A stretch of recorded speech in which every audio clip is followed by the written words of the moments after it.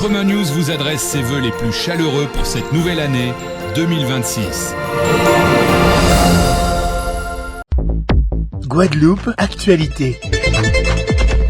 Bonsoir à toutes et à tous. La Guadeloupe traverse une période lourde en termes de pauvreté, en termes de violence, de familles fragilisées, mais aussi d'une jeunesse en rupture, de la défiance envers les institutions. Dans ce paysage, il y a une institution qui porte le poids du réel chaque jour, le conseil départemental.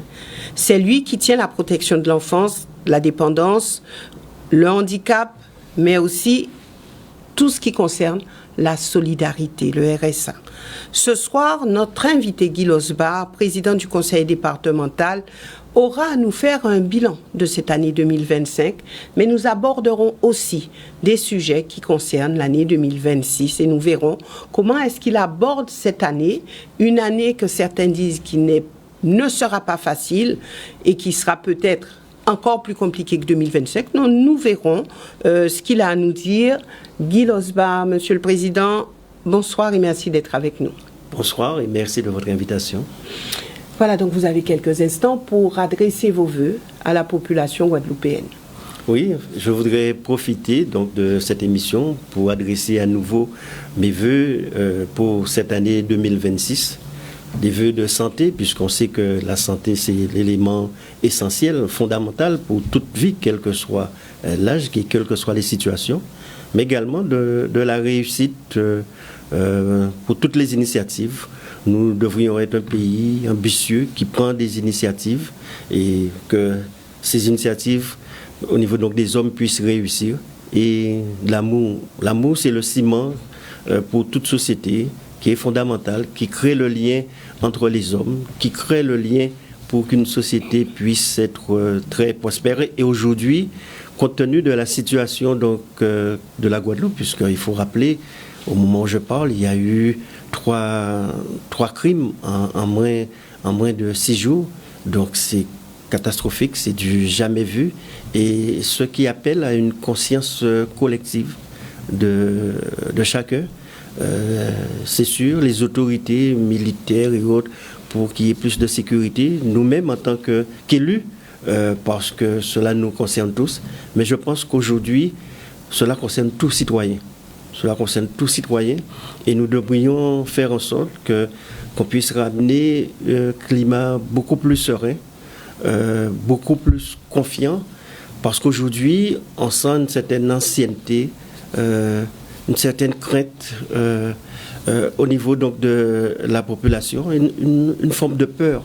Et on sait très bien que toute forme de peur atrophie, empêche les initiatives, empêche les réalisations. Donc moi, en tant que président du département, il y a un certain nombre de mesures que nous prendrons dès la semaine prochaine. Alors nous allons y revenir, parce si vous que, permettez. Avant tout, nous sommes la collectivité des solidarités, solidarité territoriale, solidarité humaine. Mais comme j'ai eu l'occasion de dire lors de mes vœux, cette année doit être une année de lucidité, que nous sachions qui nous sommes. Et que, en sachant qui nous sommes, cela nous permet de mieux agir. Mais cela aussi doit être une année d'action. Quelles que soient les circonstances, ce que je demande aux Guadeloupéens, c'est de ne pas se décourager, mais de garder la foi et de garder la confiance et de croire dans les possibilités donc, du pays. Je le dis souvent, moi je suis quelqu'un de résolument positif et optimiste. Pour moi, demain est toujours meilleur. Quel que soit ce que nous puissions vivre aujourd'hui, il faut que nous ayons suffisamment de foi et de confiance pour se dire que nous-mêmes, on va faire en sorte que les choses puissent s'améliorer. Et à ce moment-là, c'est tout le monde qui doit pouvoir agir. Alors, je l'ai dit tout à l'heure, ça sera l'heure du bilan, ça sera aussi l'heure d'une mise au clair sur certains sujets, parce qu'en 2026, les municipales approchent, les alliances bougent, on va dire cela, et tout le monde sait que la bataille politique ne se jouera pas seulement sur des discours, mais sur la capacité à protéger. Et là, je m'adresse au président du département et à rassembler. Alors, vraiment, merci d'être ici ce soir pour un petit peu parler aux Guadeloupéens, mais surtout clarifier certains points. Alors, on commencera par le bilan.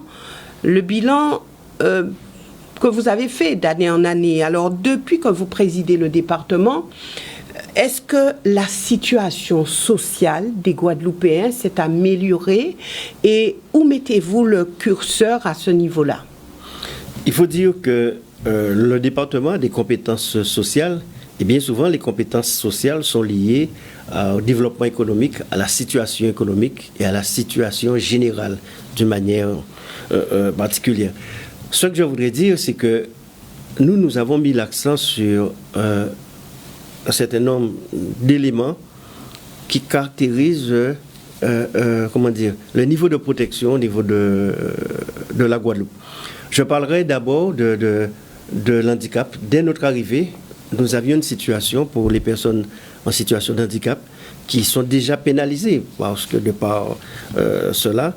Et il était nécessaire que sur un plan administratif, juridique et financier, que nous puissions les rétablir dans leurs droits. Et la toute première année de notre mandature a été consacrée à cela, que les dossiers ne soient pas traités dans 12 mois, dans 8 mois, mais ramenés à un niveau acceptable et un niveau qui correspond à ce qui se passe dans d'autres départements au niveau national. Et c'est pour cela aussi qu'il ne s'agit pas simplement de régler les choses, mais de pouvoir se projeter. Nous allons mettre en place la maison de l'autonomie qui sera un lieu où toutes les associations pourront se rencontrer, un guichet unique pour les personnes, mais aussi un lieu où il pourrait y avoir de la formation, des structures de réunion, où toutes les personnes en situation pourront vraiment se retrouver et permettre leur épanouissement et agir pour... Alors, concernant ce volet handicap, nous cheminons ensemble. Alors, les associations disent qu'elles n'ont pas suffisamment de budget pour agir plus. Est-ce que vous avez l'intention de faire cette année un effort à ce niveau-là? Non, il y a plusieurs étapes. Il faut d'abord établir les personnes dans leurs droits, dans leur situation. Il faut qu'ils puissent se projeter au niveau administratif, tel que je le disais, un lieu qui corresponde à leurs attentes. Et nous avons fait énormément de réunions avec les différentes associations pour que nous puissions aboutir à ce projet. Maintenant, il y a un troisième volet, qu'ensemble, avec les associations, que nous puissions mettre un ensemble d'actions.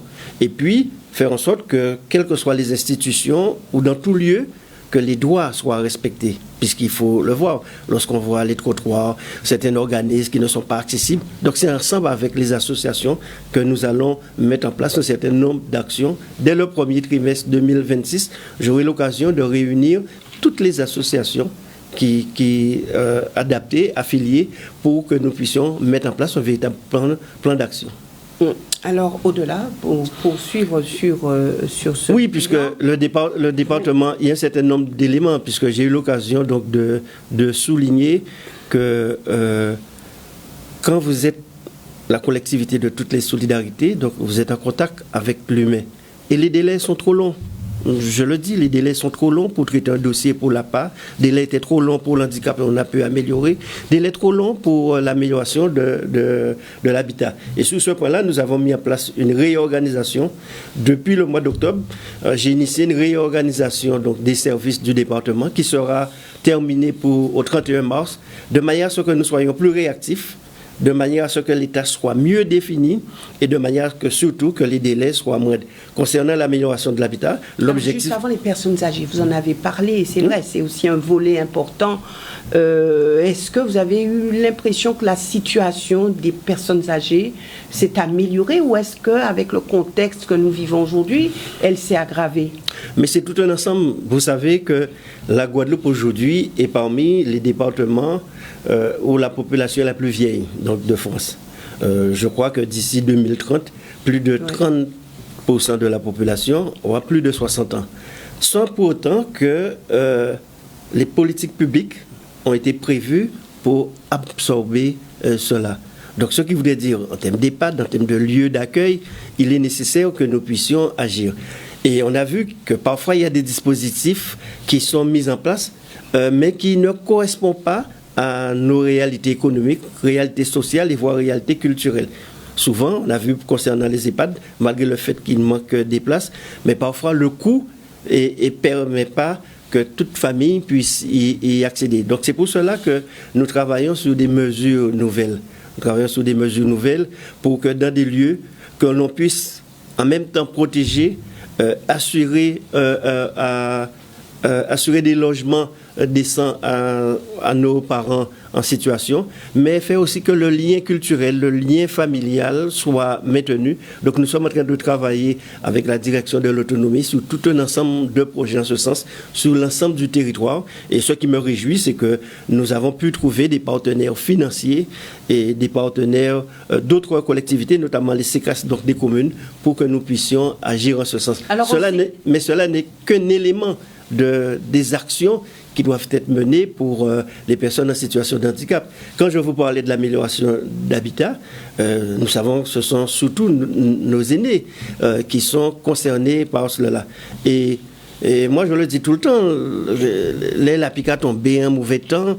Il y a certaines personnes qui, chez eux, sont en détresse parce qu'ils savent que trois lacs a coulé, enfin, etc. Donc, c'est en ce sens que nous, l'objectif, en tout cas, que je me suis fixé, c'est que dès la fin du premier semestre, je voulais que ça se fasse dès 2025, mais dès la fin du premier semestre, que les dossiers soient traités en 60 jours. Quand quelqu'un dépose un dossier dans 60 jours, il sait que dossier admis, dossier traité et que les travaux puissent commencer. Alors les personnes âgées, on en a parlé, on sait bien que ce qui coince, c'est le financement au niveau des EHPAD. Les familles n'ont pas toujours les moyens de pouvoir payer les EHPAD. Les familles n'ont pas non plus le moyen de pouvoir toujours garder les parents à leur domicile. Donc, ça se complique. Les personnes en situation de handicap, quand ils ont plus de 60 ans, après, il n'y a pas forcément d'ouverture. Est-ce que vous, en tant que président du département, vous pouvez absorber tout cela ou est-ce que vous avez besoin de soutien autre? Non, c'est bien pour ça que je vous disais, concernant l'hébergement, en plus, en complément, si on veut, des EHPAD, il faut d'autres dispositifs, des dispositifs nouveaux. Lorsque nous consacrons 10 millions, au lieu, autrefois c'était 1,5 million, nous allons mettre 10 millions par année pour l'amélioration de l'habitat. Ce qui voudrait dire, c'est en moyenne entre 700 et 900 foyers qui seront retraités ou réhabilités. Donc des personnes âgées. Voilà, donc des personnes âgées, ce qui permet à ce qu'ils puissent continuer à vivre chez elles, ces personnes. Mais l'hébergement n'est pas le seul élément.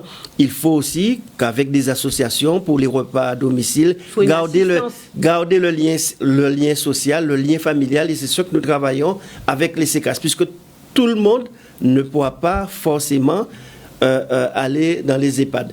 Autre élément aussi, c'est qu'il y a des foyers, des maisons de 8 à 10 personnes que nous sommes en train de travailler, des familles avec des organismes. On a un projet proposé par un établissement financier que nous allons pouvoir mettre en place dès 2026 et qui permettrait que ce sera, si vous voulez, une transition entre rester chez soi et dans un EHPAD, il y aura une forme d'autonomie, mais avec une assistance sur le plan médical et sur le plan des différents éléments logistiques. Donc, il faut être inventif, il faut des dispositifs nouveaux, parce que, qu'on le veuille ou pas, il y a ce vieillissement de la population qui font tenir compte. Nous avons lancé... Il y a la maladie d'Alzheimer, en plus. Nous avons lancé toutes les maladies cognitives. Nous avons lancé aussi une étude de manière à inventorier sur tout le territoire de la Guadeloupe, les personnes qui sont en situation d'autonomie, les personnes qui sont en situation donc, de dépendance, et de voir quels sont les besoins, quels sont les manquements en termes d'équipement pour pouvoir agir. C'est un travail de longue haleine, mais qui nécessite que nous puissions mettre en place les bases dès aujourd'hui. Alors, est-ce qu'on peut dire, est-ce que vous avez le sentiment de gérer aujourd'hui une misère qui est devenue structurelle? Non, il faut dire qu'avec le vieillissement de la population, forcément, ces problèmes sont plus importants qu'il y a quelques années. De même, dans nos actions pour les personnes âgées, nous demandons à ce qu'il puisse y avoir une sorte d'urgence gériatrique. Vous savez, quand quelqu'un a 80 ans et se retrouve aux urgences, s'il doit passer 6 heures, 7 heures, 8 heures pour une prise en charge, peut-être que c'est les urgences même qui vont être fatales. Donc c'est pour cela, nous sommes en train de travailler qu'il y ait un circuit qui est une urgence gériatrique et qui permettrait que quelqu'un en situation, qu'il puisse être pris en charge beaucoup plus rapidement et pas forcément dans le circuit habituel, malgré tous les efforts que pourront faire les médecins et les responsables. Alors, est-ce que le social en Guadeloupe aujourd'hui est piloté par une vision ou une urgence permanente? Le social, il y a deux aspects. Une vision telle que je vous le disais, on va avoir un pays en vieillissement, en accroissement du vieillissement, donc il faut pouvoir anticiper et que cela puisse correspondre. En même temps, on ne peut pas traiter le vieillissement à Guadeloupe comme si nous étions en France hexagonale ou si nous étions aux USA ou dans tout autre territoire. Il y a un aspect social, un aspect culturel, un aspect environnemental et patrimonial qu'on doit prendre en considération. Et c'est en ce sens que je vous dis, nous prenons en considération et on dit bien vieillir chez soi. Mais pour bien vieillir chez soi, il faut deux éléments, que la maison puisse être en situation de vous accueillir, de vous loger. D'où ce grand programme d'amélioration de l'habitat. Bien vieillir chez soi, il faut qu'on soit en sécurité. Donc tout un ensemble de dispositifs avec les associations, parce qu'on peut être chez soi, la maison peut être bien aménagée, mais sans pour autant que vous ayez le portage donc, des repas. Donc c'est cette politique globale qu'il s'agit de mettre en place. Bien veiller chez soi, mais veiller à ce que des équipements de médecins, infirmiers puissent assurer les premiers soins. Donc c'est cette vision qui doit pouvoir se mettre en place. Maintenant, il y a une urgence, puisque les politiques publiques n'étaient pas forcément prévu dans ce sens. Il n'y a pas eu d'anticipation. Donc nous, au niveau du département, on se retrouve souvent avec des urgences et qu'il faut pouvoir réagir. D'ailleurs, en 2026, on va mettre en place une structure, le bureau d'urgence sociale. D'ailleurs, qu'on a qualifié le BUS. De manière à ce que lorsqu'il y a une urgence, qu'il s'agisse pour les personnes âgées ou pour tout autre secteur, que nous puissions réagir plus rapidement. Puisque trop souvent, il y a des personnes qui sont en situation délicate, en situation grave, mais il y a toute une procédure pour qu'ils puissent obtenir une aide. Puis si on doit pouvoir respecter. Il ne s'agit pas aujourd'hui de faire fi de tous les dispositifs, des procédures, mais il s'agit de faire en sorte que la personne puisse obtenir l'aide beaucoup plus rapidement. Donc on va mettre ce dispositif qui sera très innovant, le BUS, qui va pouvoir fonctionner 24 heures sur 24, quel que soit l'endroit, quelle que soit l'heure. Un citoyen, un Guadeloupéen va appeler et pourra y avoir une prise en charge. Alors justement, vous parlez de protection, on parle de protection de l'enfance, on parle de protection dans tous les domaines, mais avec cette montée de la violence, est-ce que vous n'avez pas l'impression, Guy Losbar, que le système il est saturé et qu'aujourd'hui, les gens ne savent plus trop comment faire, que ce soit les personnes âgées, les personnes en situation de handicap ou autres? On a l'impression qu'aujourd'hui, tout le monde est à bout. Mais je disais qu'il y a une situation globale et qu'il faut qu'il y ait une réaction collective et voire individuelle de chacun. On parle de la protection de l'enfance. Le département, c'est une responsabilité du département. Oui. Et ce qui est dommage, c'est que chaque année, on voit le nombre d'enfants placés augmente. Je crois qu'aujourd'hui, nous sommes à 1200 enfants placés. Il y a 1200 enfants guadeloupéens qui ne peuvent pas continuer à vivre chez leurs parents, mais c'est le département. Quelles sont les raisons? C'est le département. Mais bien souvent, il y a plusieurs raisons. Il y a des raisons liées à l'incapacité donc, des parents de pouvoir assumer leur éducation. Donc ces enfants sont maltraités, ces enfants sont battus. Il y a des problèmes d'inceste. Il y a des problèmes de violence intrafamiliale, puisqu'il faut qu'on soit face à nos réalités. La majorité donc, des enfants traités, ce n'est pas parce que les parents sont décidés, se retrouvent seuls et cette obligation, c'est parce qu'au niveau familial, ils ne sont plus en situation d'assurer et où il y a eu des signalements et que le département doit pouvoir agir et faire en sorte que ces enfants puissent être placés. Donc, quand les enfants sont placés, souvent, c'est sous la base du signalement du procureur et autres. Donc, il montre qu'il y a un problème réel au niveau de la société, indépendamment des actions que le département va pouvoir mettre en place. Et je vous dis, 1200 à peu près, sans compter ceux qui ne sont pas placés, mais où il faut une surveillance pour pouvoir veiller à ce que l'éducation de l'enfant soit assurée.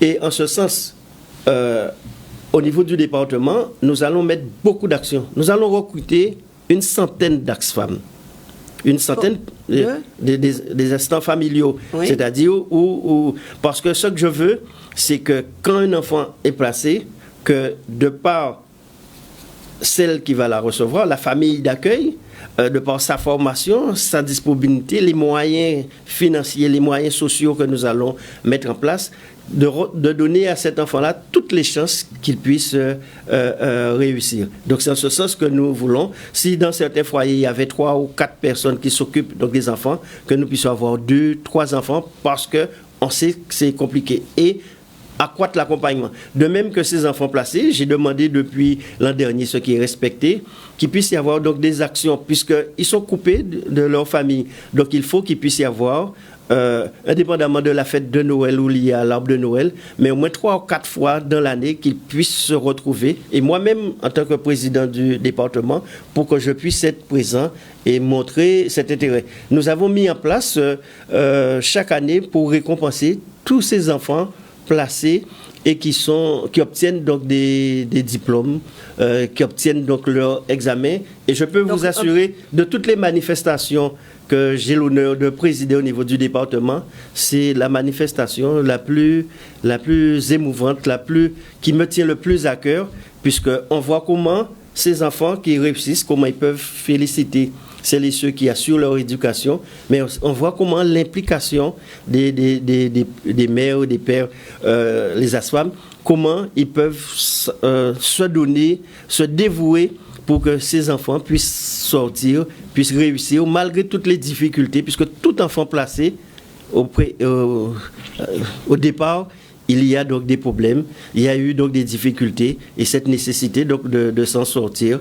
Donc vraiment, s'il y a de toutes mes actions en tant que président du département, s'il y a quelque chose qui me tient particulièrement à cœur, c'est cela, puisque vous savez, lorsqu'un enfant à 6 ans, 8 ans est victime de violences, de violences familiales, d'inceste ou tout ce qu'on veut, c'est très important qu'on puisse lui redonner sa chance et lui permettre de réussir dans cette société. Donc quand les jeunes basculent, on ne peut pas généraliser en disant que c'est l'échec du système social?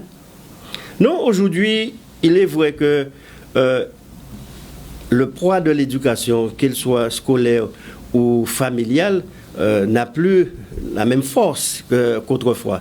Donc quand on disait quand on trouve des enfants de 10 ans, 8 ans qui à 22 heures dans la rue, donc c'est sûr qu'il se pose un problème au niveau familial. Quand on voit l'autorité parentale n'est plus ce qu'elle était. Et c'est en ce sens aussi, dans ce contexte, que nous retrouvons avec toutes les difficultés, avec les crimes que nous connaissons. Et puis un élément qui est déterminant, c'est l'arrivée de la drogue, accentuer ce principe, accentuer. Alors là, on sait, Guy Losbar, que la drogue circule, on sait les endroits où elle circule, et c'est vrai que à chaque fois, je me dis que il y a ce sentiment d'impuissance que personne ne peut réellement jouer sur ce phénomène. Ça fait longtemps que les élus en parlent, ça fait longtemps qu'on dit oui, il faut faire, mais force est de constater que les choses ne bougent pas. Non, mais il est vrai que,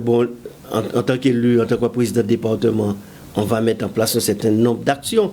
On va mettre des médiateurs de rue, on va accompagner les associations, on va mettre en place des actions d'insertion, on va mettre tout ce que vous voulez, mais aussi il y a une responsabilité familiale. Fait chaque monde veille Timouna aussi. Fait chaque monde assurer éducation à Timouna. Si Timouna on est 10 ans, 14 ans et il y a 22 heures et autres, et qui se retrouvent tout à fait libres, donc c'est tout à fait normal. Il y a une autorité parentale. Et ce qui devient encore plus grave, c'est parfois, on a beaucoup de parents qui aujourd'hui ont peur de leurs enfants. Ils se font même taper par leurs enfants. Donc, il est vrai qu'il y a cette situation, mais vous comprenez bien, en tant que Guadeloupéen, en tant que responsable politique, je ne peux me dire qu'on ne peut rien faire. Il s'agit de trouver donc des solutions. C'est pour cela que la semaine prochaine, on va voir, je vais réunir les élus, on va essayer de se dire quel type d'action qu'on peut mettre. Nous avons mis en place les ambassadeurs de la jeunesse. Est-ce qu'il faut les renforcer? Est-ce qu'il faut leur donner d'autres moyens? Des médiateurs de rue, etc. Alors, faire des réunions avec les familles. Donc voilà. Les jeunes disent ce qu'on veut, c'est du travail et on ne nous donne pas le travail. Alors il y a aussi le poids de l'exemple. On sait à l'époque, bon, les voisins, les parents, c'était des exemples, etc. Aujourd'hui, est-ce qu'on peut dire que c'est encore le cas? Ils disent oui, mais tout ce qu'on voit autour de nous, ben, ça ne nous inspire pas confiance non plus. Donc, est-ce que c'est pas un marasme ambiant et puis une situation qui fait que... Mais de toute manière, c'est général, puisque même le travail demande de l'effort. Il faut que tout le monde ait envie de faire de l'effort, et également. Bon, il y a beaucoup de communautés qui viennent ici, ils arrivent à trouver du boulot. Et pourquoi pas les nôtres?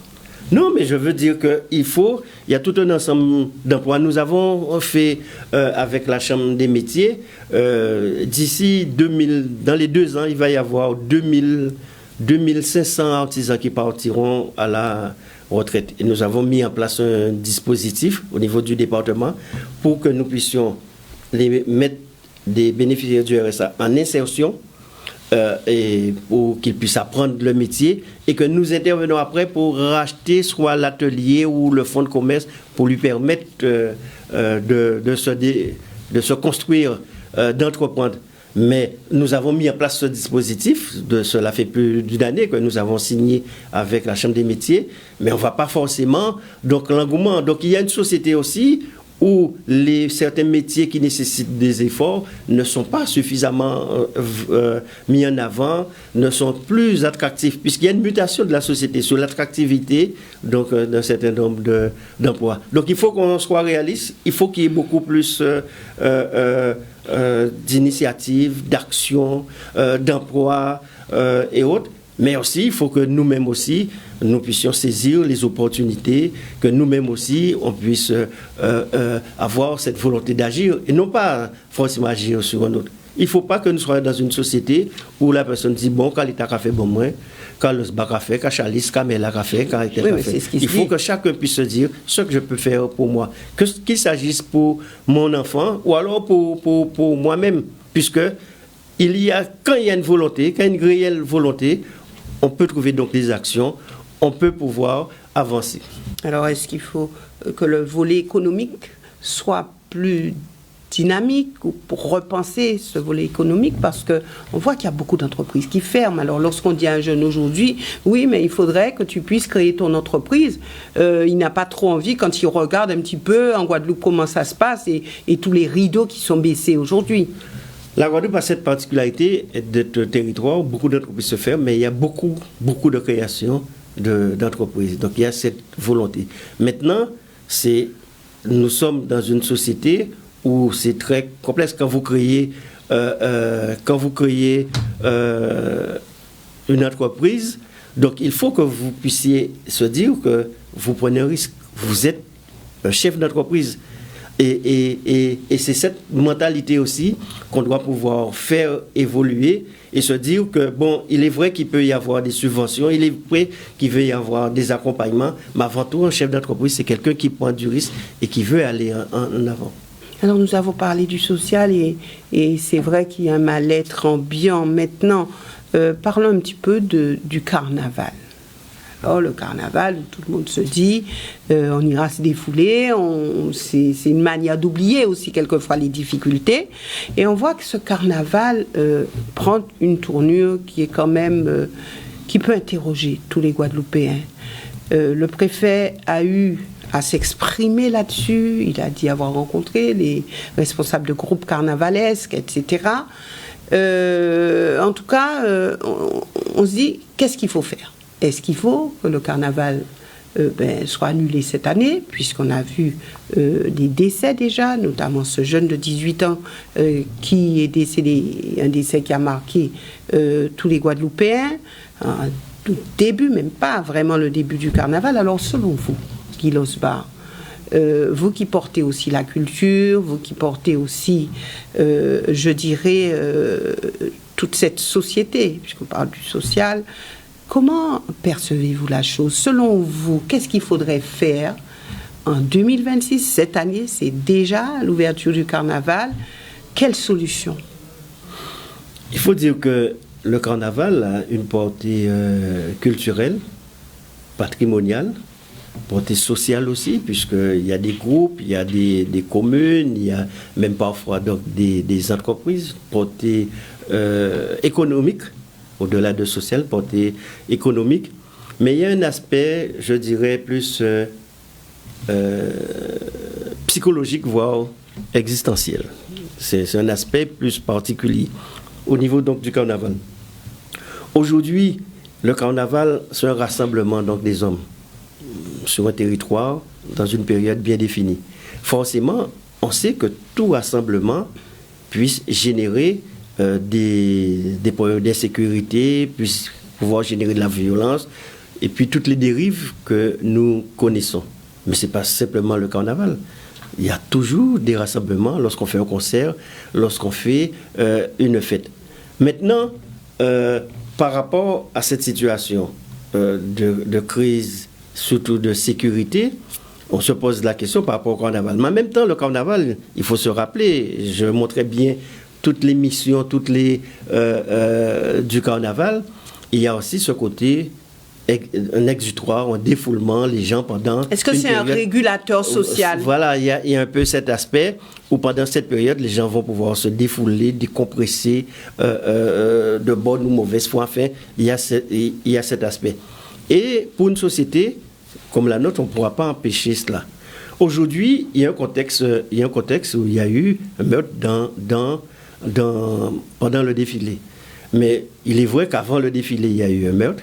Et après le défilé, puisque hier soir, je crois qu'il y a eu à nouveau un meurtre, ce n'était pas forcément lié au carnaval. Donc aujourd'hui, je ne pense pas que le carnaval, c'est le seul vecteur en termes donc de délinquance ou d'insécurité. Par contre, on ne peut pas continuer, sans doute, à faire le carnaval compte tenu donc, de cette situation d'insécurité dans les mêmes conditions. Puisque bon, si c'est le soir, donc on sait que peut générer beaucoup plus de dérives. Même si c'est une manifestation spontanée, c'est une manifestation libre, il va falloir encadrer, il va falloir structurer, peut-être sur le trajet pour que les forces de l'ordre, la sécurité, aussi bien gendarmes militaires que les propres agents donc des différentes fédérations puissent intervenir. Il y a une nécessité de pouvoir sécuriser au niveau donc du carnaval. Les choses ne pourront pas se continuer telles quelles. Mais en tout cas, je ne pense pas qu'aujourd'hui, dans le contexte, empêcher totalement le carnaval puisse être une solution. Parce que, comme je viens de dire, au-delà donc du samedi et du mardi gras, il n'y aura pas cet espace forcément de défoulement ou de régulateur, comme vous dites, et qui pourrait générer d'autres situations. Ce qu'il faut, c'est plus prendre à la racine ce problème donc de délinquance. On sait que la drogue est pour beaucoup dans cela. On sait que parfois les situations économiques, sociales, vous disiez, la déshérence est aussi. On sait aussi que le délaissement au niveau de l'autorité parentale y est pour beaucoup. On sait aussi que l'activité culturelle, sportive, tous ces éléments puissent contribuer à ce que nous puissions avoir donc des jours meilleurs. Est-ce que, selon vous, la solution, c'est de faire le carnaval dans un espace clos, comme dans certains pays, un stade ou un espace où il y aurait des contrôles et que, bon, pas dans on pourrait minimiser des choses. Pas dans un espace clos forcément, puisque déjà, je ne pense pas que nous ayons des espaces clos pour cela, mais dans un trajet sécurisé. Pour vous, on peut sécuriser un trajet? En tout cas, on peut mieux sécuriser un trajet lorsque le trajet est défini. C'est plus facile qu'on puisse faire des contrôles, qu'il y ait une présence policière, mais aussi une présence de sécurité, qui ne soit pas forcément des policiers ou des gendarmes, mais au niveau donc, de la fédération. Le préfet dit que ça ne peut pas continuer comme ça. Il faut de toute façon qu'il y ait des solutions. Mais sous ce point-là, on ne peut pas continuer à faire tel quel. Mais on ne peut pas non plus empêcher totalement le carnaval. Je ne pense pas que ce sera aujourd'hui, dans le contexte, la solution par rapport à ce à ce problème de crime et d'insécurité, puisqu'on pourrait croire qu'en supprimant le carnaval, qu'il n'y aura plus de crime et d'insécurité, et sans pour autant aller véritablement, autant que faire se peut, sur ce problème d'insécurité. Ce qui commence à être grave, c'est que, je vous ai entendu dire que, bon, mais qu'en peut faire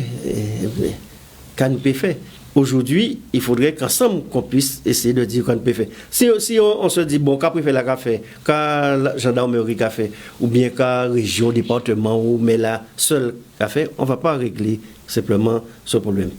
Il faut qu'il y ait une prise de conscience collective et qu'on puisse se dire non, notre pays ne peut pas continuer ainsi. Alors, est-ce que vous pouvez être à l'initiative d'une rencontre tous ces acteurs? Mais je vous dis qu'on va prendre des initiatives. On va prendre des initiatives dès la semaine prochaine.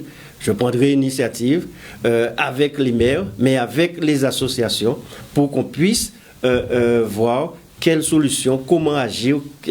Mais moi, je suis un homme d'action. Il ne s'agit pas pour moi de faire une réunion.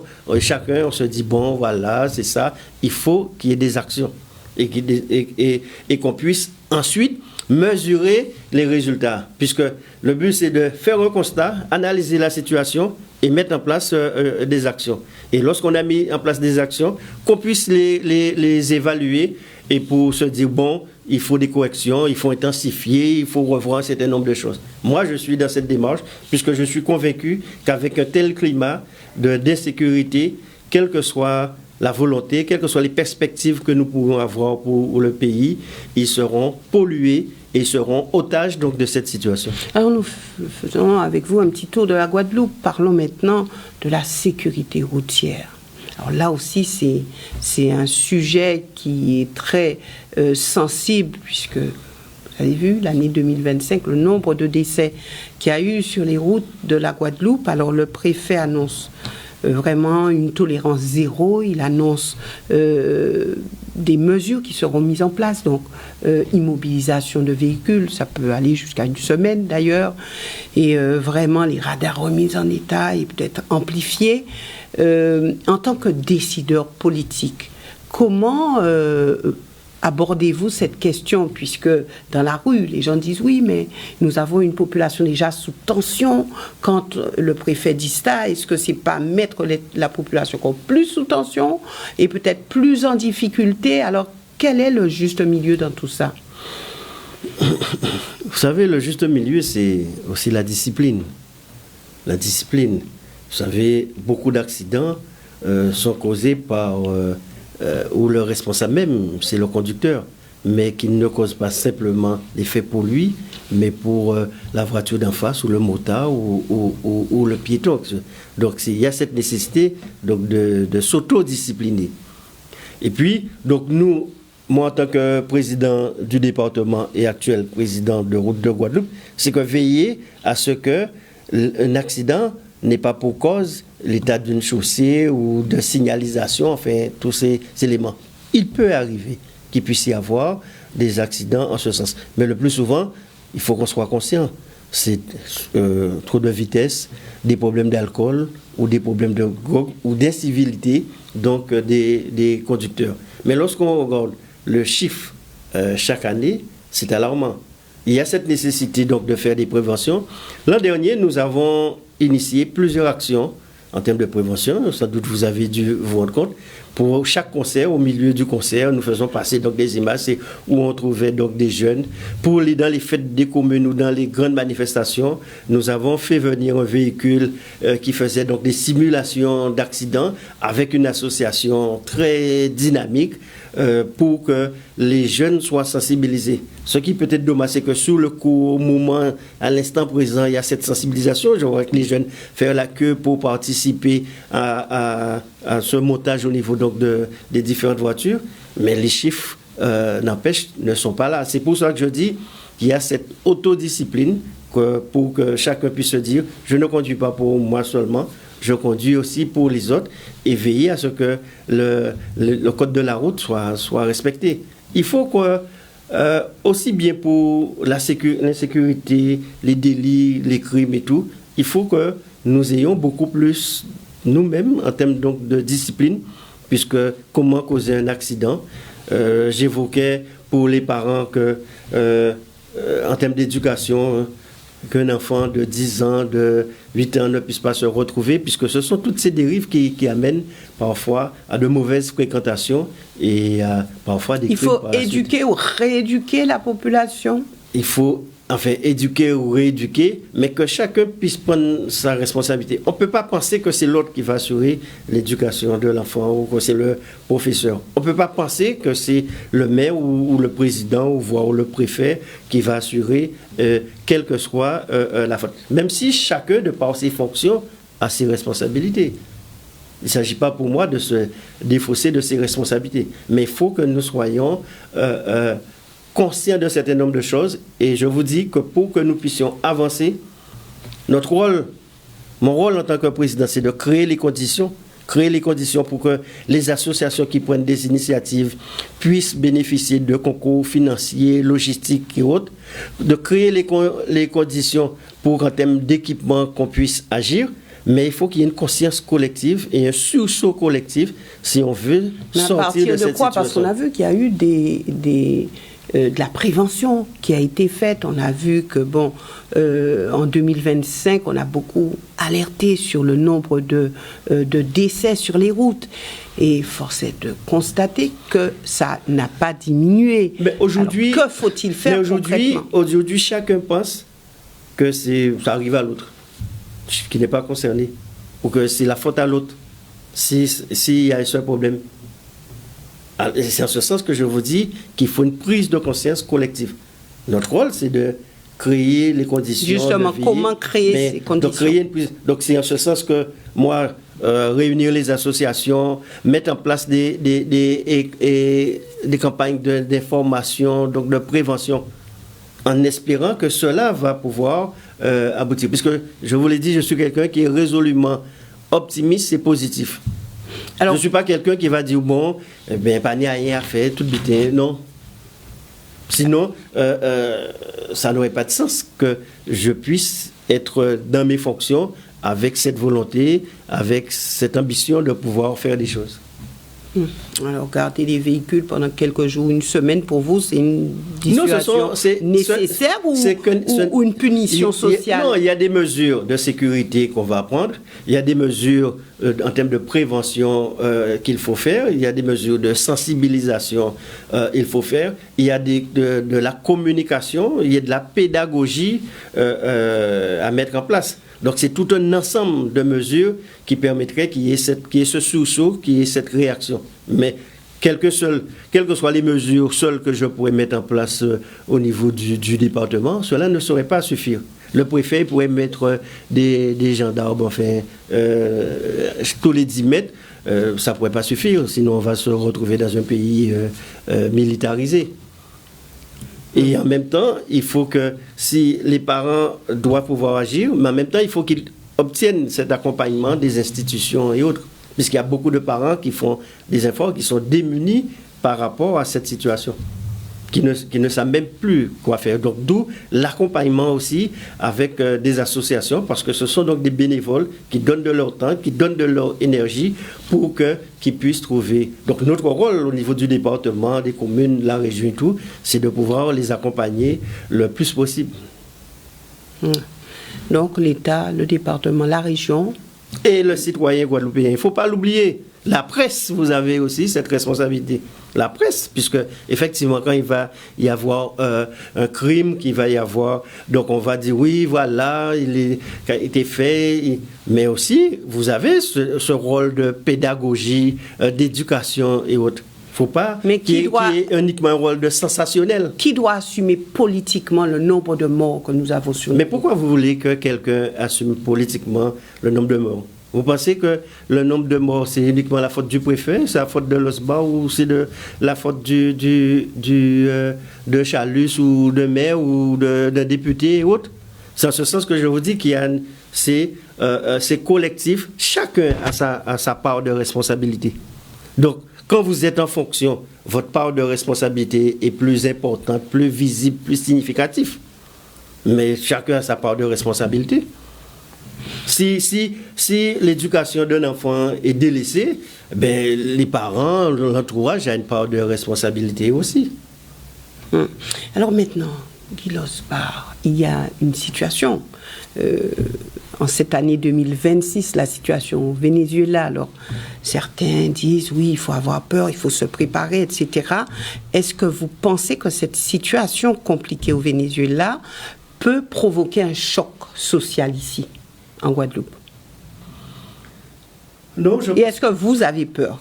Non, je ne pense pas que la situation au Venezuela puisse provoquer un choc social en Guadeloupe. Mais la situation au Venezuela doit nous interpeller. Vous savez, l'an dernier, j'ai eu l'occasion ici même de mettre en avant cette nécessité d'une souveraineté alimentaire et d'une souveraineté énergétique. Il y a une phrase que je dis, « Fais pas jardin en nous, en les bateaux ». C'est le cas. Fais pas jardin en nous, en les bateaux. Et aujourd'hui, jardin en nous, en les bateaux. Donc quand vous avez 80% de votre consommation qui viennent de l'extérieur, c'est en ce sens que la situation de Venezuela doit nous interpeller. Puisque qu'est-ce que vous avez constaté? Pendant cette période, les avions ne pouvaient pas entrer en Guadeloupe. On ne pouvait pas circuler même dans la Caraïbe. On ne pouvait même pas aller à Saint-Martin ou autre.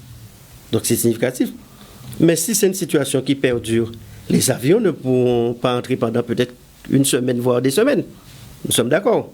Si c'est une situation qui perdure, ce ne sont pas seulement les avions qui vont pas entrer, les bateaux ne vont pas entrer. Et si jardin ont les bateaux, qui on va faire manger? Donc c'est en ce sens que nous, Guadeloupéens, on doit être interpellés par cette situation et se dire que cela devient... On parle de sécurité routière, on parle de sécurité pour en termes de délinquance et autres, mais il y a cette sécurité aussi alimentaire. Est-ce que c'est parce pas trop tard? Peut se retrouver. Est-ce que c'est pas trop il tard? n'est jamais trop tard. Ce qui est important, c'est de prendre conscience. Puisque quand vous dites il est trop tard, ça veut dire on se dit bon, ben il est trop tard, on se croise les bras et puis on laisse faire. Je vous l'ai dit, c'est pas dans ma nature. Parfois, ça peut choquer et autres, mais ce n'est pas dans ma nature. Sinon, ça ne sert à rien que je puisse consacrer autant d'énergie à être un homme politique et à être au niveau donc, du présidence du département. Donc, bien au contraire, moi, je suis président du département. On n'a pas toutes les compétences pour faire, mais dans le cadre de ces compétences, dans le foncier, ce que j'ai dit, c'est qu'à partir de 2026, on a lancé un inventaire sur l'ensemble du foncier du département pour que nous ayons comme connaissance chaque mètre carré qu'est-ce qui est planté dessus, quelle est la situation juridique, quelle est la valeur agronomique, et que pour que lorsque nous puissions mettre à disposition des terrains pour un jeune agriculteur ou autre, que nous soyons dans cette stratégie. Il n'y a pas très longtemps, j'ai rencontré au niveau donc, des éleveurs par rapport à des problèmes fonciers. On produit 20% de la consommation porcine. On produit seulement 20% en termes de bovins. Pour les œufs, poules que nous aimons tant, 7%. Il y a d'autres territoires où ils sont pratiquement autosuffisants. On doit se dire qu'il est peut-être très tard, qu'on a pris beaucoup de temps, mais aujourd'hui, ce qui est important, c'est le top départ, de mettre en place une véritable stratégie pour que l'année prochaine, au lieu de 20%, nous soyons à 22%, nous soyons à 25%, jusqu'à ce que nous ayons un chiffre nous permettant d'assurer une sécurité, puisque aucun pays n'est totalement souverain, totalement souverain. Mais on ne peut pas non plus se dire que 80% de ce que tu consommes vient de l'extérieur. Le jour où les bateaux n'arrivent pas, le jour où les avions n'arrivent pas, c'est la catastrophe. Et on voit ce qui se passe. Hein. Donc, et c'est pour cela que, quand je le dis avec véhémence, je le dis avec force, il faut que nous soyons dans cette dynamique. En tout cas, moi, de par les responsabilités que nous allons prendre beaucoup d'initiatives. Dès 2026, nous allons mettre sur la commune de Sainte-Rose, sur du foncier, ce qu'on appelle ferme biotique de 22 hectares, où ce sera plus des cultures vivrières. Nous allons accompagner aussi et l'aquaponie. Nous allons accompagner beaucoup d'initiatives parce qu'on doit être dans cette stratégie de souveraineté alimentaire. Alors, souveraineté alimentaire, oui, aujourd'hui, on n'y est pas. Alors, et le monde bouge autour de nous. Ça bouge au niveau de la Caraïbe. Alors, on a aussi en ligne de mire Cuba. On voit ce que les États-Unis font. On voit aussi ce que la Chine met en place. On voit aussi la Russie. Alors, ça bouge dans tous les sens. Nous, petits territoires, est-ce que nous sommes vraiment plus exposés et il faut s'inquiéter plus que les grands territoires. Mais il y a un contexte géopolitique qu'on perçoit et que il y a des experts, mais personne ne peut être suffisamment expert pour dire totalement s'il y aura une guerre ou s'il n'y aura pas une guerre en fait, etc. Mais n'empêche qu'il y a des éléments, il y a des signes, il y a des actes que nous entendons tous les jours. Donc c'est en ce sens que nous, on ne peut pas se contenter de regarder et de dire, bon, qu'est-ce qu'on peut faire? Il faut surtout qu'on agisse. Je vous le dis, il faut qu'on soit dans l'action.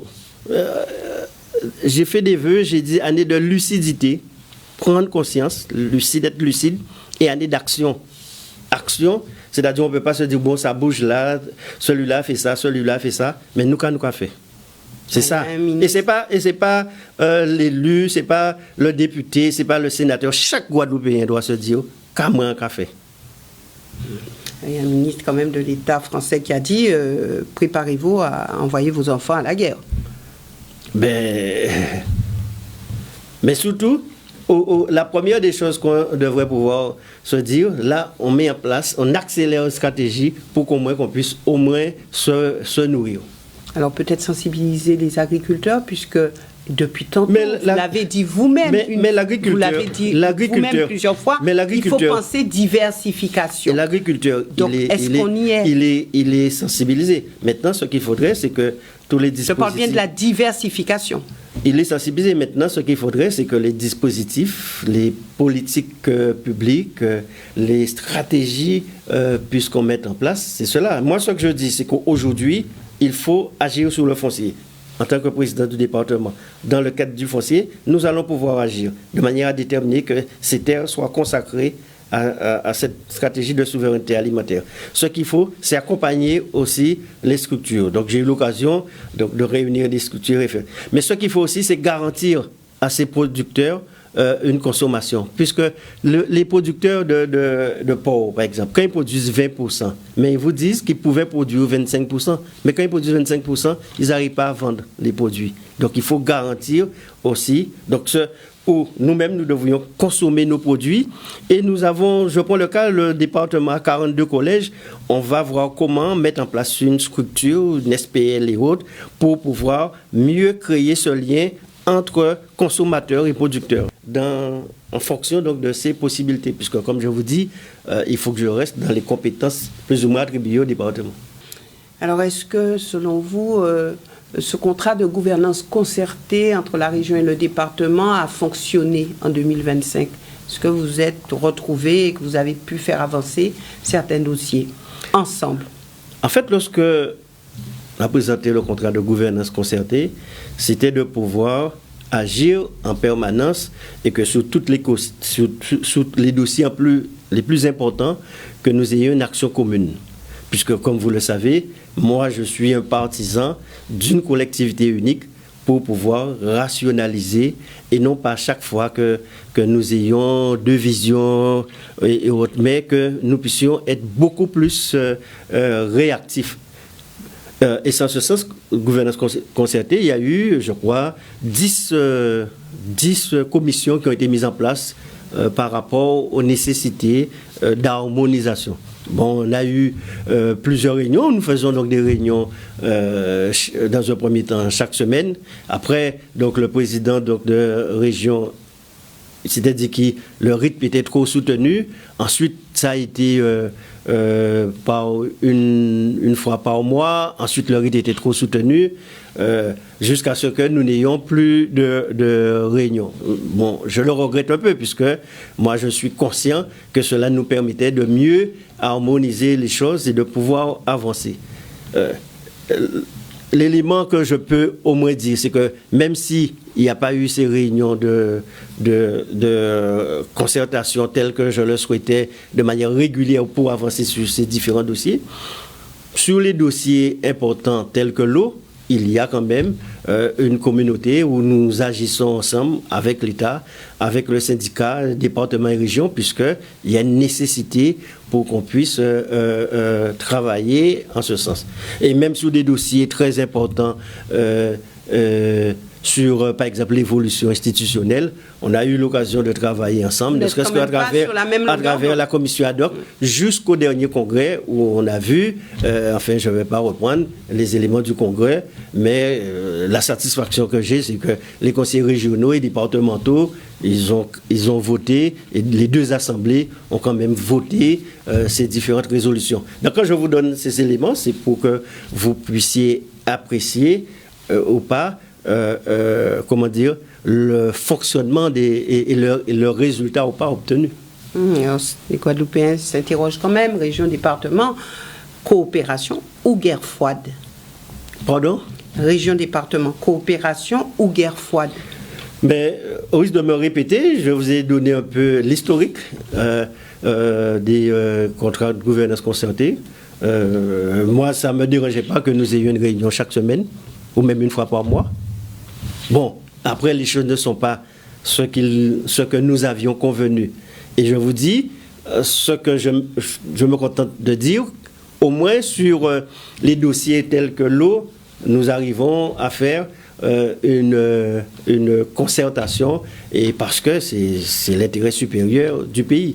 Mais nous devrions aller plus loin. C'est en ce sens que moi, je ne suis pas pour qu'il y ait des collectivités, départements, régions, mais je ne vais pas reprendre ces propos, d'autant plus que ce sont des choses déjà actées par le Congrès, qui a 95 ou 96% à voter pour qu'il puisse y avoir une collectivité unique. Mais aujourd'hui, ce n'est même plus le problème, puisqu'une collectivité unique ne suffit pas. Il faut que nous puissions aller vers une autonomie. Voilà, une plus grande autonomie, un pouvoir normatif, c'est-à-dire que les décisions, les textes soient adaptés à nos réalités. Puisqu'aujourd'hui, il y a des compétences, mais ce sont des compétences d'exécution. On nous demande d'exécuter les textes, les lois, de la même manière que si nous étions en Bretagne, que si nous étions en Picardie, ou si nous étions en Normandie, ou en Corse ou ailleurs, alors qu'il y a des réalités. C'est pour cela que dans les résolutions, on a demandé qu'il puisse y avoir, en termes de urbanisme, sur la préférence locale, qu'il puisse y avoir un certain nombre de mesures. Il y a eu des résolutions. Après, j'entends que, bon, article 73, 74, moi, je n'ai jamais été un partisan de 73, 74. Ce que je dis, c'est que voilà ce que nous voulons. Nous voulons que le foncier guadeloupéen soit protégé. Pour que le foncier guadeloupéen soit protégé, si c'est l'article 74, ça ne me dérange pas. Ce que nous voulons, c'est que la préférence locale puisse se mettre en place. Si c'est l'article 74, ça ne me dérange pas. Ce que je dis, c'est que nous voulons, par exemple, qu'en termes d'autonomie fiscale, il y a des sociétés de l'extérieur ou ailleurs qui réalisent des profits au niveau de la Guadeloupe sans pour autant que cela soit profitable au pays, que nous ayons cette autonomie fiscale pour pouvoir mettre en place. Si c'est l'article 74, ça ne me dérange pas. Ce que je dis, c'est que nous puissions avoir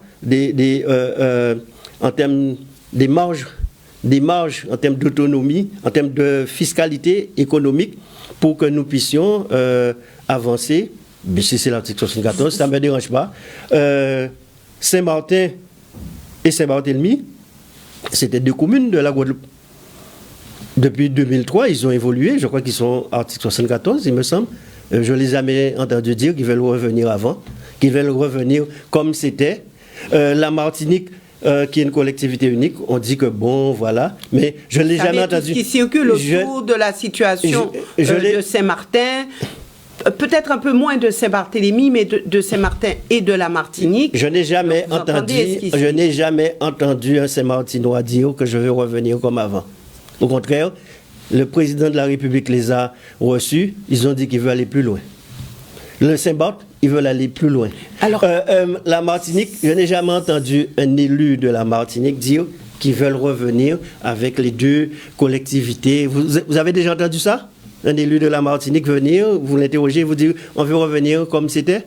Au contraire, ils vous disent qu'il faut du pouvoir normatif, il faut 73 renforcés, 74, etc. En tout cas, au niveau de la Guyane, vous avez entendu un un élu de la Guyane vous dire on veut revenir comme avant? On veut revenir avec département et région? Vous avez entendu un élu de la Guyane dire ça? Eh bien, depuis 2003, il y a eu ceux de Saint-Martin, ceux de Saint-Barthélemy, ceux de la Guyane, ceux de la Martinique. Je n'ai jamais entendu un qui dise qu'ils veulent revenir. Mais moi, ce qui est important, c'est ce que nous décidons. Là, je vous le dis à titre d'indicatif. Moi, ça ne m'intéresse pas forcément Martinique, Guyane, en fait, etc. Aujourd'hui, je suis convaincu que pour que nous ayons de marge de manœuvre, que nous ayons des politiques plus adaptées, pour que nous ayons moins de circuits, qu'on parle de gouvernance concertée, est-ce qu'on a vu la région, est-ce qu'on a vu le département, est-ce qu'on a vu, il faut que nous puissions être beaucoup plus réactifs face à un certain nombre de décisions. D'où cette nécessité que nous ayons une collectivité unique, premièrement, mais deuxièmement, qu'au-delà d'une collectivité unique, que nous ayons cette possibilité d'agir, cette capacité d'avoir des marges de manœuvre. Guy Losbar, le président de région et vous-même, vous n'êtes pas sur la même longueur d'onde. Mais où est-ce que ça va mener? Puisqu'on voit que chacun campe sur sa position, où ira-t-on? Mais je ne comprends même pas votre question. Parce que je vous ai vu au niveau donc, du Congrès. La Constitution française dit que pour tout processus d'évolution institutionnelle, il faut qu'il y ait un Congrès. Et que le Congrès puisse voter à majorité. Mais le Congrès a voté à l'unanimité, moins 4 abstentions. Donc c'est... Ensuite, il faut que les décisions soient votées dans les mêmes termes au niveau du département. D'accord? Oui. Ce qui a été fait. Il n'y a pas eu d'opposition. Ensuite, que les décisions soient votées dans les mêmes termes au niveau de la région. Ça a été voté, il y a eu 19 voix pour, 9 abstentions je crois, et 8 contre. Donc ça a été voté à large majorité, même si peut-être, on peut comprendre que le président avait demandé de surseoir ou de ne pas voter, mais n'empêche que l'Assemblée a voté. Le principe a été, le processus a été parfaitement respecté. Donc aujourd'hui, la seule question pour le gouvernement, c'est de poursuivre un processus.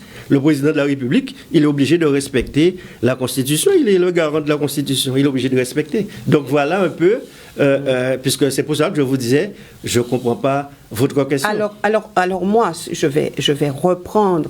Alors l'intérêt pour y aller, n'est-ce pas que les deux présidents de collectivité soient en accord pour que ça se passe convenablement et qu'on n'ait pas une population qui soit encore en train de se poser des questions de 2003. Madame Boissé, la Guadeloupe ne se résume pas à Richalus et Guy Losbar.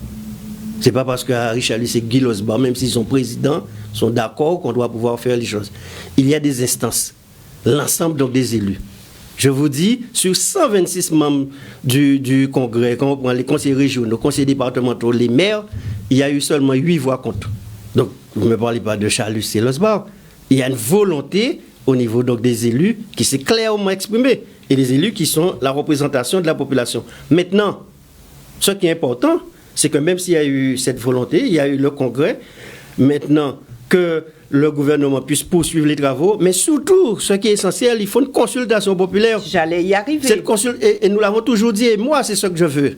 Moi, attendez, c'est ce que je veux, qu'il y ait une consultation populaire, que c'est le peuple qui va décider ce qu'ils ont dit en congrès, je suis d'accord ou ne pas d'accord. Et quand certains proposent une révision constitutionnelle ou article 73 renforcé, c'est pour qu'il n'y ait pas de consultation populaire. Ce que propose 73 renforcé, c'est qu'il n'y a pas de consultation populaire. Moi, je suis pour une consultation populaire. Alors justement, et vous me permettez, vous me donnez du grain à moudre, merci. Et justement, je reviens à ce que je viens de dire.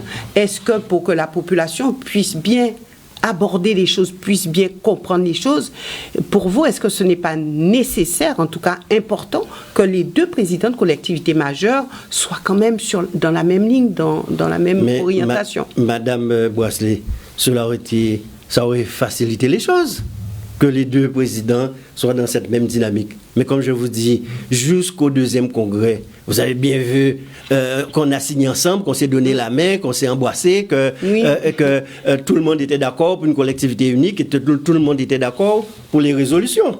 Le président de région a eu l'occasion de dire en janvier 2025 qu'il était pour 74. Vous l'avez entendu. Il y a eu un extrait dans un journal. Bon, après, les choses ont évolué. Bon, je peux comprendre. Donc les choses peuvent évoluer. Mais ce qui est surtout important aujourd'hui, ce sont les décisions du Congrès.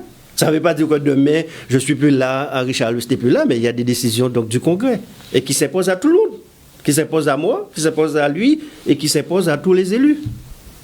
Puisqu'il faut, nous sommes quand même, il y a un cadre institutionnel, il y a un cadre législatif, il y a un cadre légal et qui nécessite que tout cela soit respecté.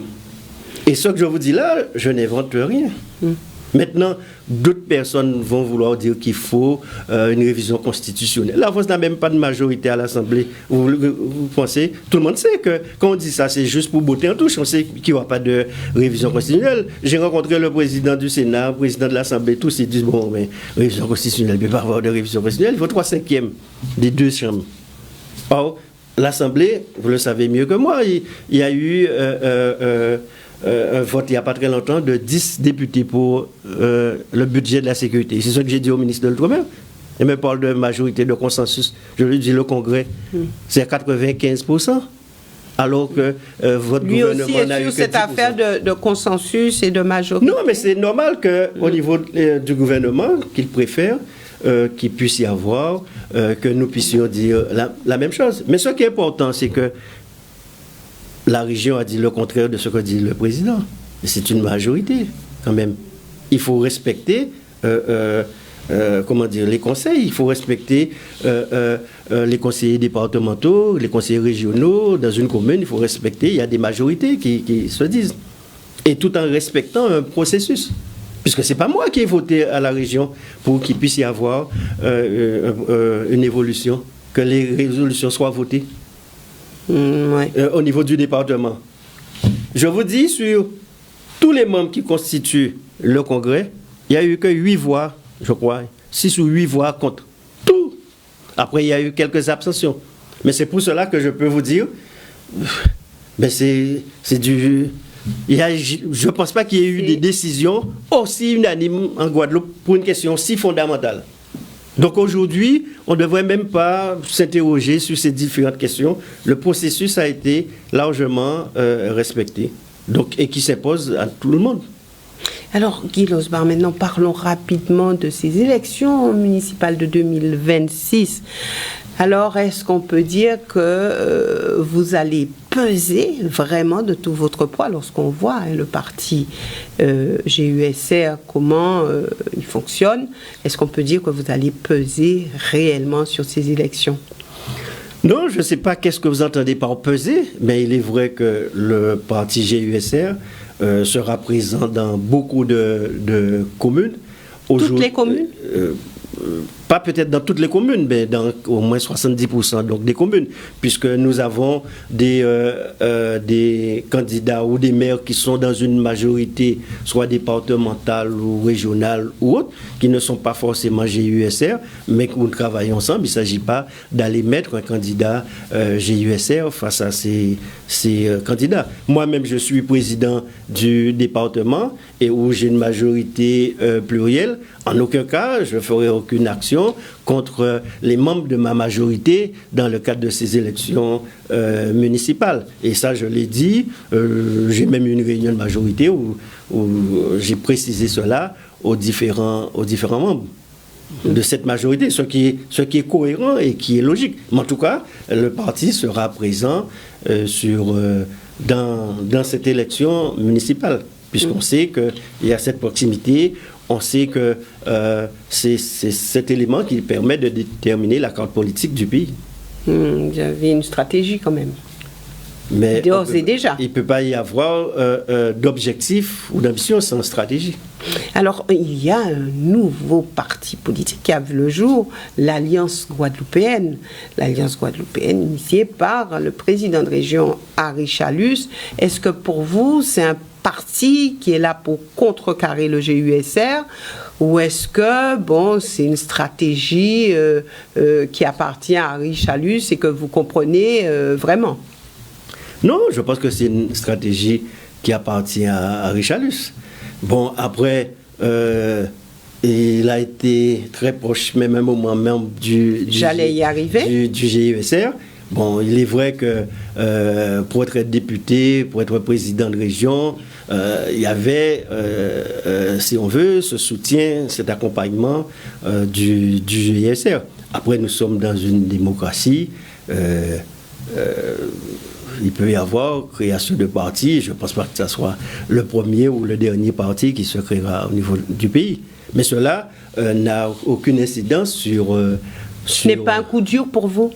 Mais un coup dur, pourquoi? Puisque depuis des mois... Parce qu'il était très proche de votre parti. Oui, mais depuis des mois, il affirme qu'il est, pas pour le GUSR, enfin, etc. Enfin, je pense que ses propos sont clairs. Donc, je ne vois pas pourquoi un coup dur. Donc, il va créer une structure. Ce qu'il y a, c'est que, bon... nous sommes un parti qui est dans la transmission. Nous sommes un parti qui est le parti qui fait le plus confiance aux jeunes. Puisque quand vous avez mon premier vice-président, Jean-Philippe Cottois, je ne sais même pas s'il a déjà 40 ans, quand vous voyez Sabrina Robin, qui est, vice-présidente au niveau du département, c'est une jeune.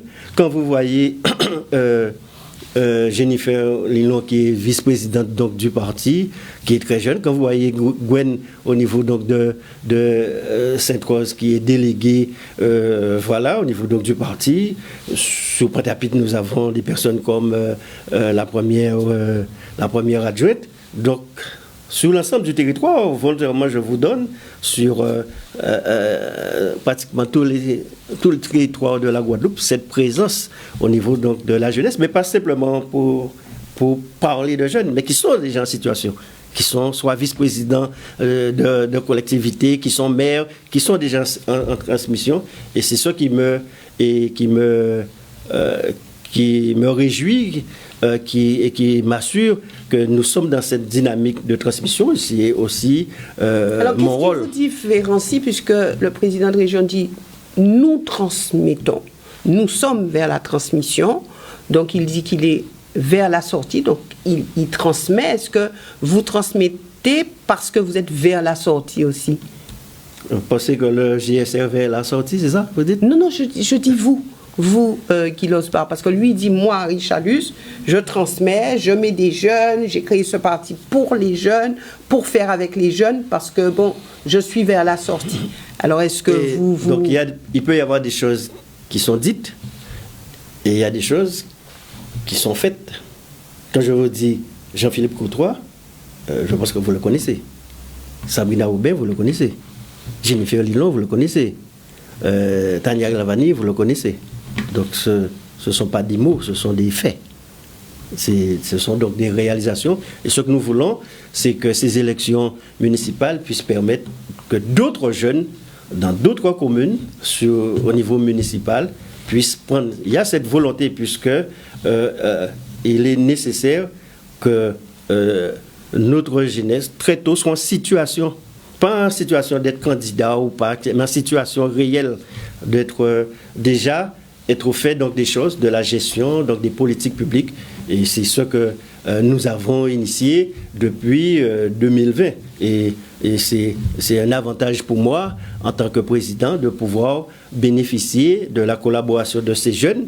Et vous amplifierez pour les élections municipales. Voilà, mais aussi bénéficier de la collaboration de personnes d'expérience comme Jean Bardaille, comme Georges Bridan, ou encore comme... Dominique Théophile, donc ça aussi c'est une force. Lorsqu'on regarde, je prends l'exemple de la commune de Bémao, est-ce que vous affirmez cela, puisque bon, la population s'interroge. Alors apparemment votre poulain ce serait Michel Madot, qui fait partie de votre majorité départementale. Est-ce que c'est une réalité?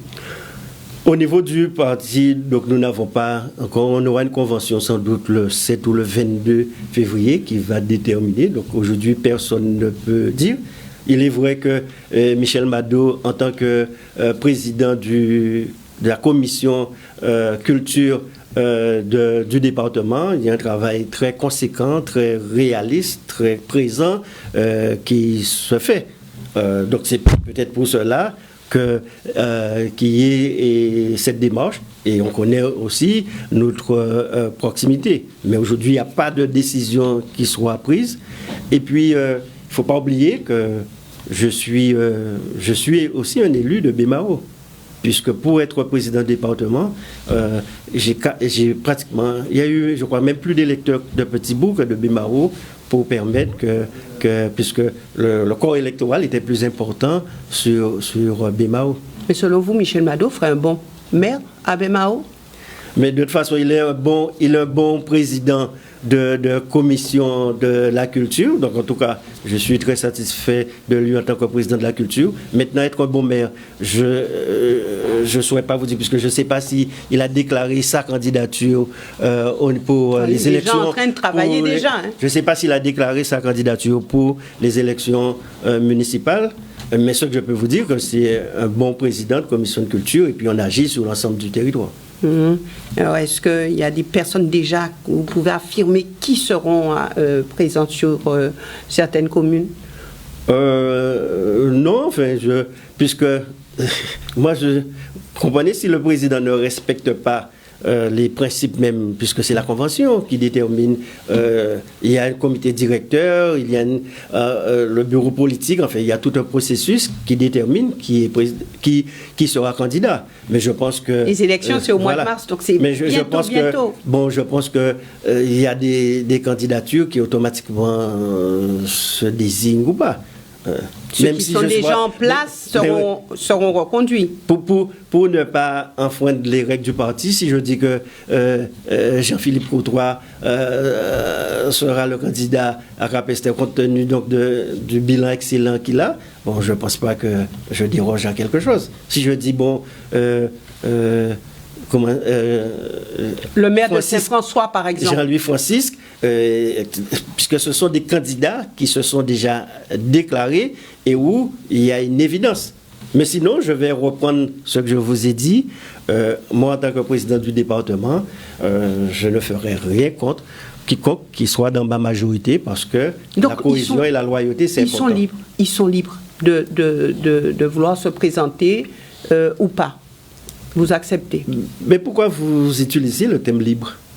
Quand je dis libre, est-ce qu'ils peuvent dire, bon, moi j'ai envie d'y aller, est-ce que vous allez vous opposer? Mais bon, j'imagine que toute personne ayant une aspiration pour le développement de sa commune ou de son pays a cette possibilité, puisque de pouvoir se présenter, puisque c'est le peuple qui est souverain.